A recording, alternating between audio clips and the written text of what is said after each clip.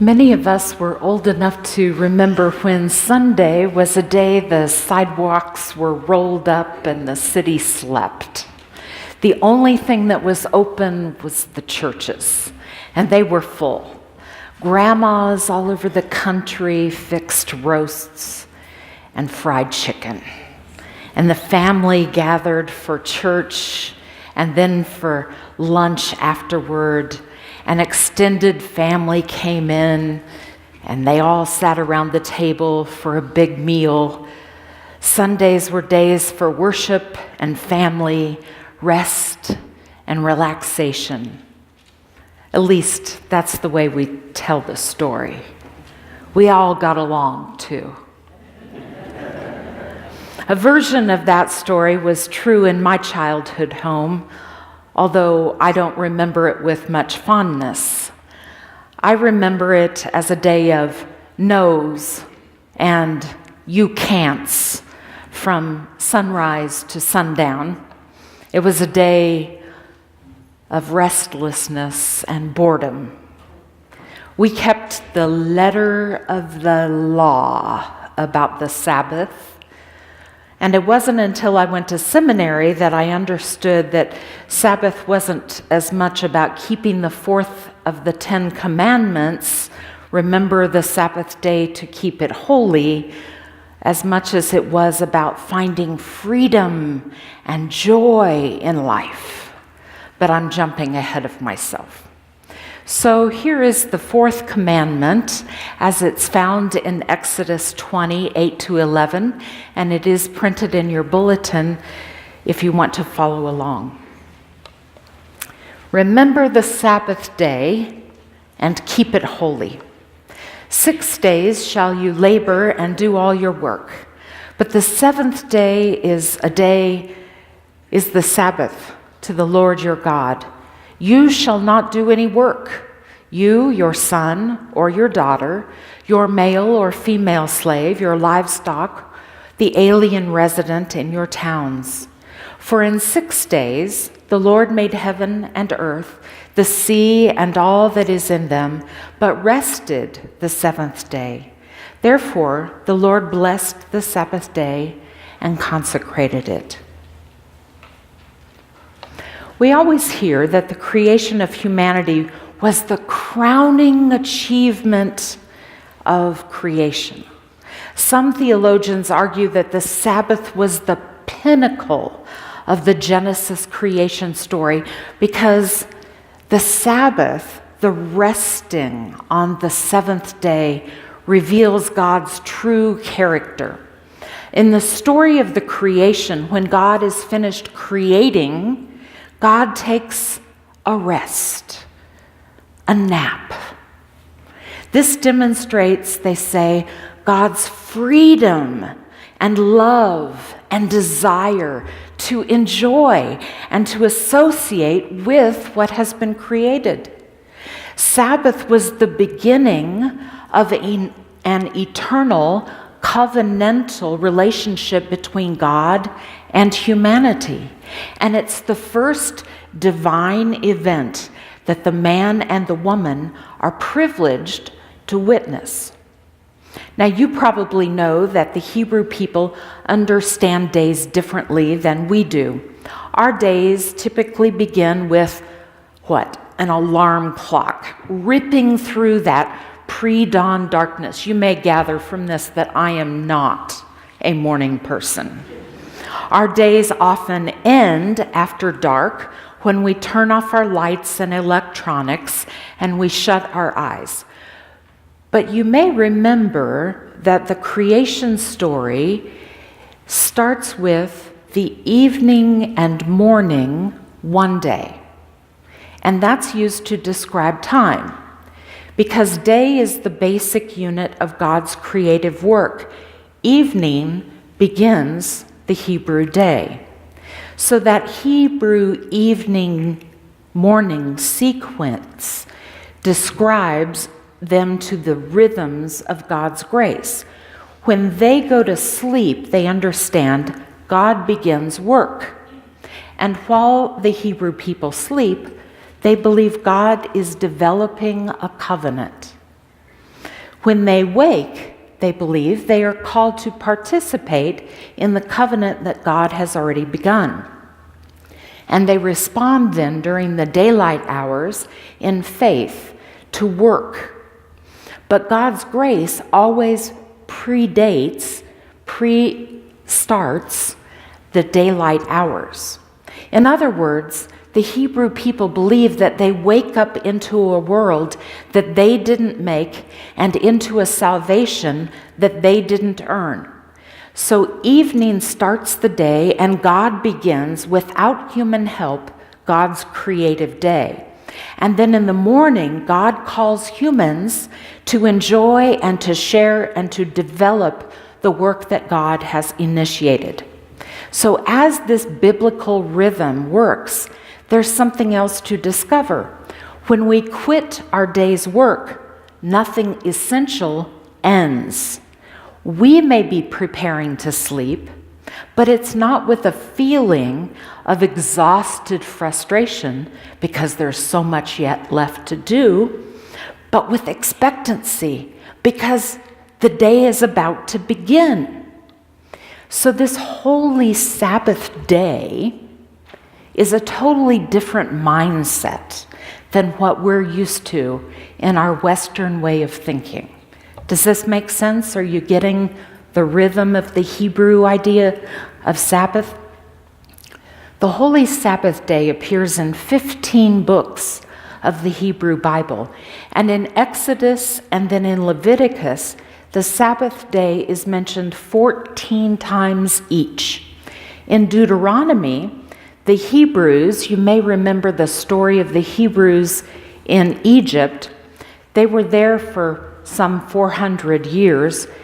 Of course, as slaves do, they were working night and day with their hands. They were making bricks to build pyramids. And because of their work, the scripture says they weren't even considered people, not even slaves. They were hands. They were work units. They weren't people created in the image of God anymore. They were actually considered equipment. Their humanity had been defaced to the point that they had no Sabbath, and so they just became equipment. So if we're to keep the Sabbath day holy, what does that mean? Does it mean that we simply don't go shopping? Does it mean that we simply go to church? Does it mean that we do things differently than we do on the other days? Does it mean that we avoid spending money? You know, I actually used to know people who refused to write checks on Sundays, even if they were writing it to the church. They wrote it on a different date. Even though they wrote it on Sunday, they put a different date on it. Because, of course, you couldn't do any work or spend any money on Sunday. Is that what it means to keep the Sabbath holy? Or you can't use your oven on Sunday, but you can stir stuff up? Is that what it means not to work on Sunday? Or you don't buy things because that means you're causing other people to work on Sunday? I would say those are legalistic ways of understanding keeping the Sabbath day holy. I think we get too caught up in those technical aspects, and that's not at all the spirit of keeping the Sabbath day holy. The Hebrew word Shabbath literally means cessation. It means quit, take a break, cool it, stop, waste time. So the Sabbath is a day of physical, mental, and spiritual leisure. It's a different attitude than the rest of the week. This is true even if you're retired. Retired people also need Sabbath rest. Sabbath taking is an attitude in your brain, a condition of the soul. It involves ways of being, not just being busy, not just letting things happen, but it includes quiet and silence and just being. 37 years ago, KU called a snow day. They don't do this very often. It's why I remember it. Eric was in school then. We were dating, and we got snowed in. It was a glorious time. We had a snow day. I helped him study for a finance exam. He was allowed to take a 3x5 card to his finance exam, and it could have cheat notes on it, but all he could take was a 3x5 card, and I had smaller handwriting than he did, so I wrote and rewrote that 3x5 card with all the equations I could put on it. It took a whole day. We had the best day ever. In January, it was supposed to snow, and I said to him when we watched the 10 o'clock news, what if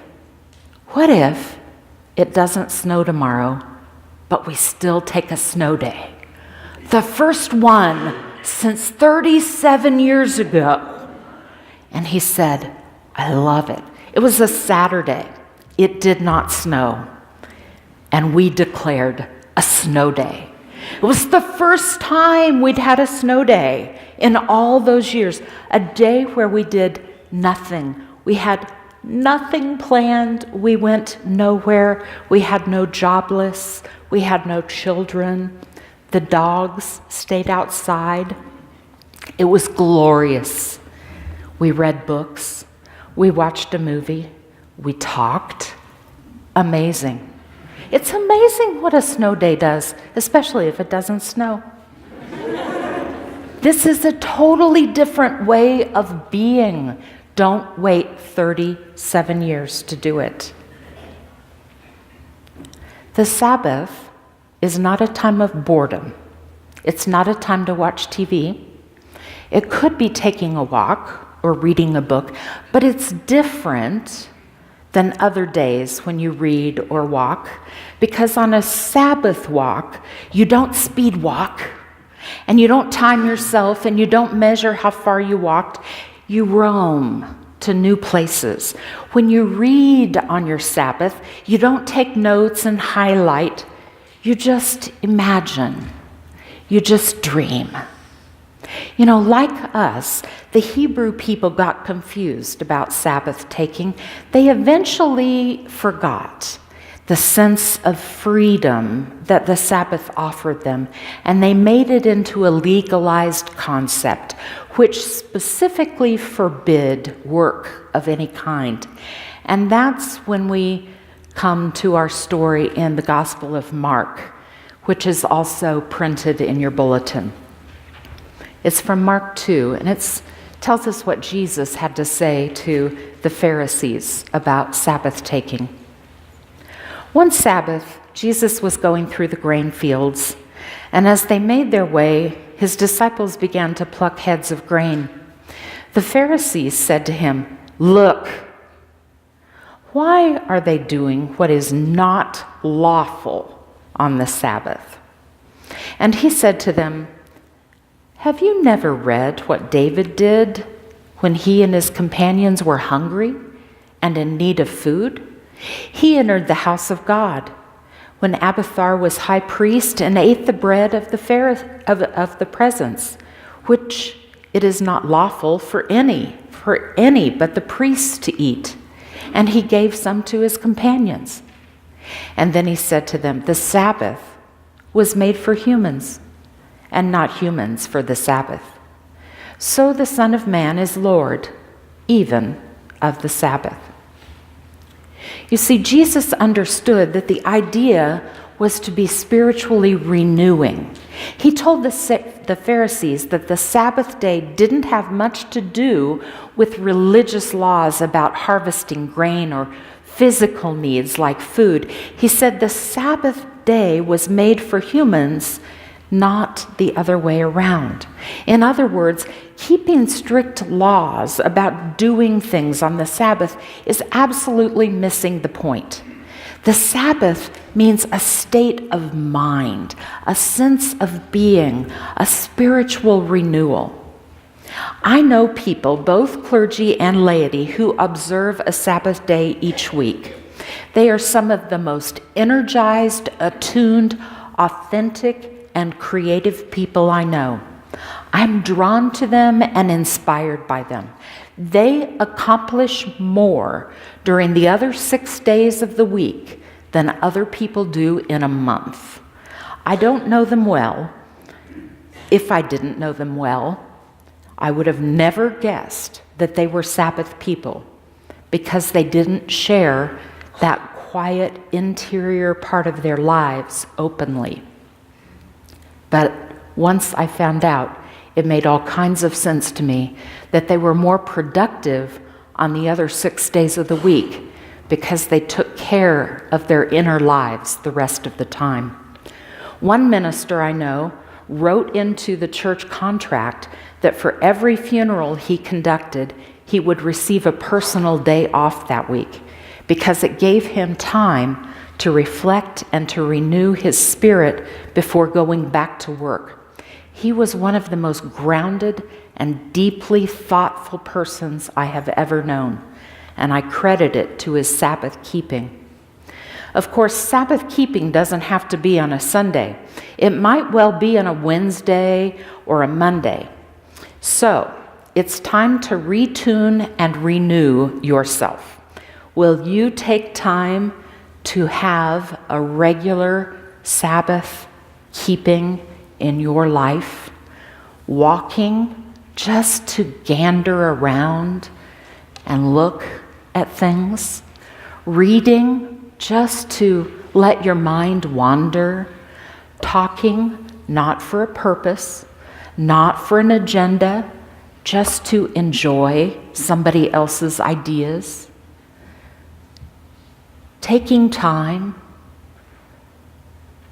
to just sit back and relax for no reason and no purpose, listening to music, not to learn it, but just to enjoy it, breathing slowly, not for your health, just to breathe. Brother Roger, the prior of Taizé, France, wrote, "Rest your heart in God. Let yourself float on the safe water, loving life as it comes, with all the rough weather it may bring. Give without counting how many years are left, not worried about surviving as long as possible." Amen.